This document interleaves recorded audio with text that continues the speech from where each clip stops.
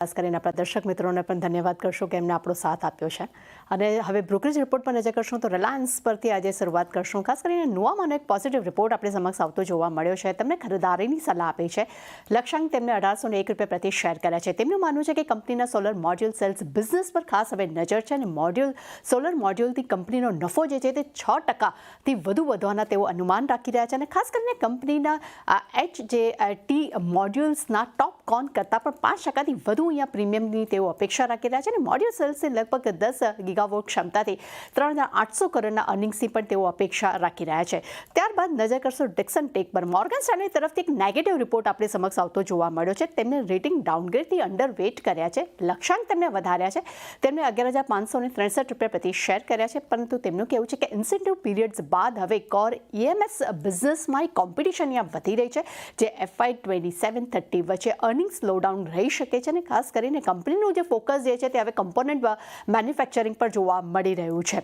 ત્યારબાદ DLF પર CLSAના report પર નજર કરશું. આઉટ પરફોર્મ રેટિંગનો રિપોર્ટ અહીંયા જોવા મળી રહ્યો છે. ટાર્ગેટ વધારીને તેમને 1025 રૂપિયા પ્રતિ શેર કર્યા છે. તેમનું માનવું છે કે સતત વધતી કિંમતો વચ્ચે સ્ટીલ કંપની જે છે તે પોતાની સ્થિતિ તેમને મજબૂત જાળવી રાખી છે અને સતત તેના ગાઈડન્સ કરતાં પણ વધુ સારું પ્રદર્શન જે છે કંપનીએ આપ્યું છે અને ખાસ કરીને FY 26-28 માટે પ્રી સેલ્સ જે છે તે 20-30% ગ્રોથના તેઓ અનુમાન રાખી રહ્યા છે.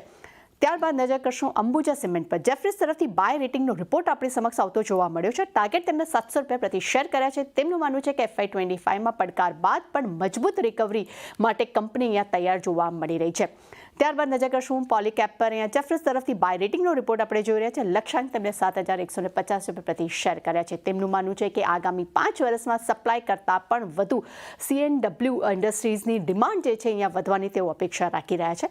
ત્યારબાદ નજર કરીએ ટોરેન્ટ ફાર્મા પર. આપણે જોયું કે ગઈકાલે એક મોટી બે કંપનીઓ વચ્ચેની ડીલ આપણે જોઈ છે, ખાસ કરીને JB કેમિકલ અને ટોરેન્ટ ફાર્મા વચ્ચે. તેના પર જેફરીઝનો રિપોર્ટ આપણે જોઈ રહ્યા છે. ટોરેન્ટ માટે તેઓ બાય રેટિંગ્સ આપી રહ્યા છે. લક્ષ્યાંક તેમને 3,740 રૂપિયા પ્રતિ શેર કર્યા છે. તેમનું માનવું છે કે કંપનીએ 25 ડિસેમ્બર સુધીમાં JB ફાર્મા જે અધિગ્રહણ છે તેના માટે CCIની મંજૂરીની તેઓ અપેક્ષા રાખી રહ્યા છે અને ખાસ કરીને ટોરેન્ટને JB પોર્ટફોલિયોમાં લાંબા ગાળા માટે તેઓ ગ્રોથની પણ તેઓ અપેક્ષા રાખી રહ્યા છે. CLSAના રિપોર્ટ પર નજર કરશું. તેઓ ટોરેન્ટ ફાર્મા માટે હોલ્ડ રેટિંગ આપી રહ્યા છે. ટાર્ગેટ તેમને 3,700 રૂપિયા પ્રતિ શેર કર્યા છે. તેમનું માનવું છે કે એક્વિઝિશનથી કંપનીને ડોમેસ્ટિક કાર્ડિયલ અને ગેસ્ટ્રો પોર્ટફોલિયોમાં એક વધારો થઈ શકે છે અને ખાસ કરીને ઇન્ટરનેશનલ CDMOમાં બિઝનેસમાં કંપનીની એન્ટ્રી પણ થવાની તેઓ અપેક્ષા રાખી રહ્યા છે. નો ડાઉટ આની ઘણા બધા બ્રોકરેજ રિપોર્ટ છે, પરંતુ ખાસ કરીને રિલાયન્સ અને ટોરેન્ટ ફાર્મા પર આજે આપણું ફરી આપણને ફોકસ જોવા મળી શકે છે. જી,